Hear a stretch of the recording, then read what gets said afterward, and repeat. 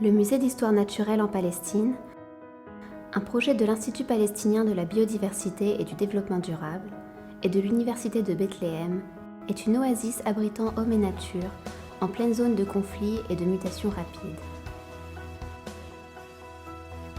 Grâce aux investissements des donateurs et au travail fourni par les nombreux bénévoles, le musée et l'Institut mènent des recherches sur la nature environnante et partagent ce savoir auprès des autres, depuis les territoires voisins occupés jusqu'aux collectivités tout autour du globe.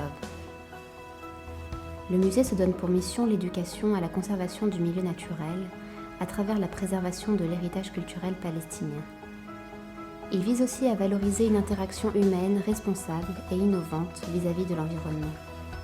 Grâce aux finances personnelles s'élevant à $250 000 de Jesse et Mazin Komsiye, ainsi que les dons généreux de l'Université de Bethléem, le musée se développa d'une rapidité inattendue.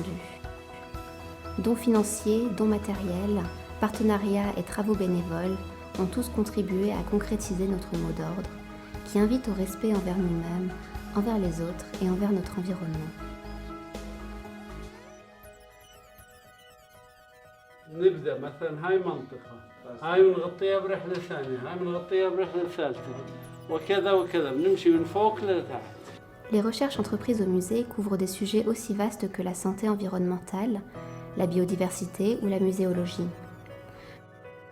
Nos recherches, menées dans des laboratoires cytogénétiques, étudient les causes chromosomiques et moléculaires de l'infertilité et de l'impact génétique et sanitaire des dégâts environnementaux sur les anomalies congénitales ou le cancer.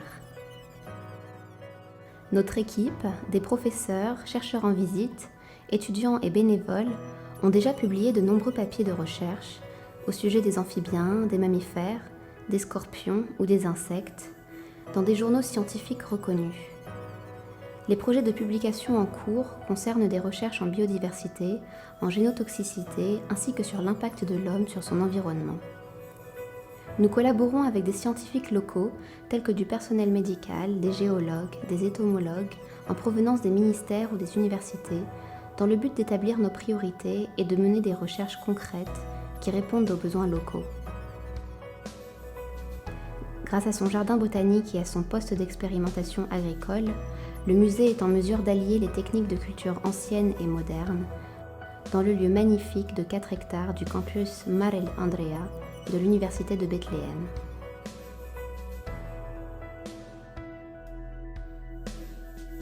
Après avoir mis en place un site d'apiculture, nous sommes aujourd'hui en mesure de vendre notre propre miel ou de l'offrir aux bénévoles et donateurs sur place.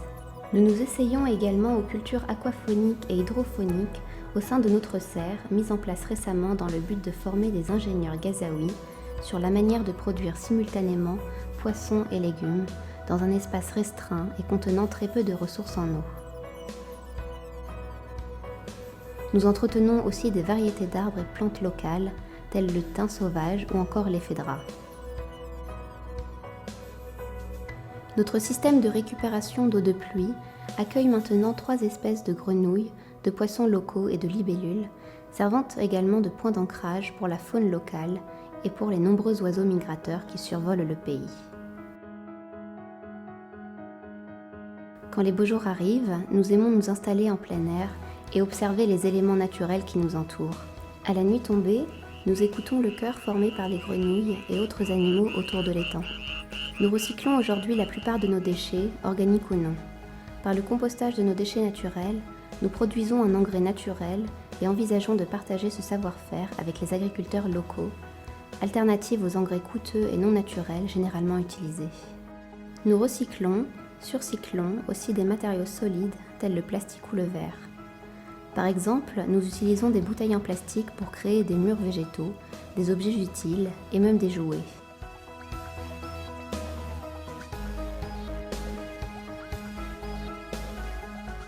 Notre programme éducatif a déjà profité à plus de 3000 élèves, allant de la maternelle jusqu'à l'enseignement supérieur.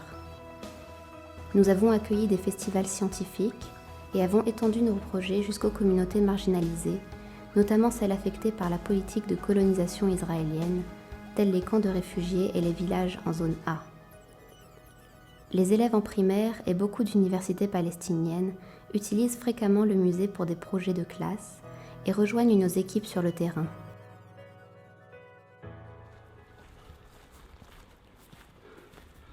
Okay, I'm gonna let him go here. Okay? Yeah. Nous réhabilitons et relâchons des animaux en danger. Dès lors qu'ils sont réhabilités, les animaux peuvent aussi fournir un enseignement de plus pour nos visiteurs. Ce projet pourrait se développer de manière significative avec votre soutien.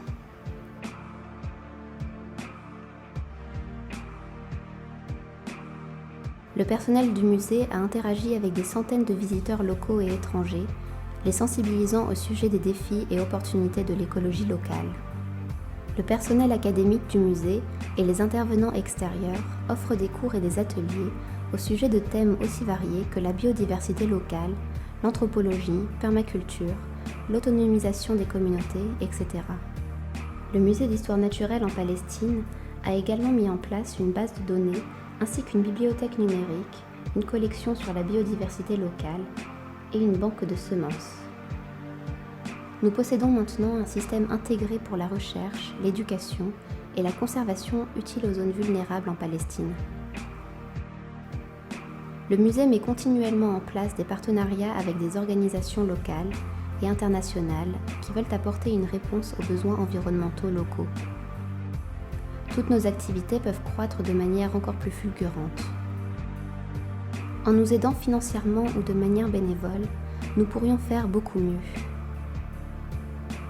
Nous prévoyons aussi de bâtir par nos propres moyens une extension écologique qui abriterait nos laboratoires de recherche, faisant usage des technologies récentes et locales.